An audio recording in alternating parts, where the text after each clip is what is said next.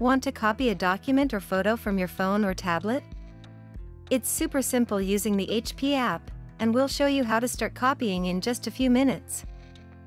If you don't have the HP app, you can get it for free from 123.hp.com or your app store.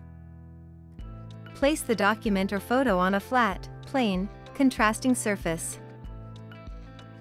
In the HP app, select your printer, and then select Copy. To change the size of the copy, select the current size. Toggle the flash icon to change flash settings. Toggle Auto on if you want to use Auto mode, which automatically copies additional pages as you hold your camera over them.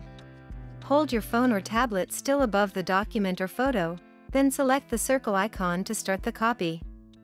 When your copy is done, select the copy thumbnail if needed to go to the print preview. Select Add if you want to copy another page. To remove a page, select the delete icon. Select the number of copies to change the number you want to print. For fit options, select Resize. To print the copy, select Start Black or Start Color.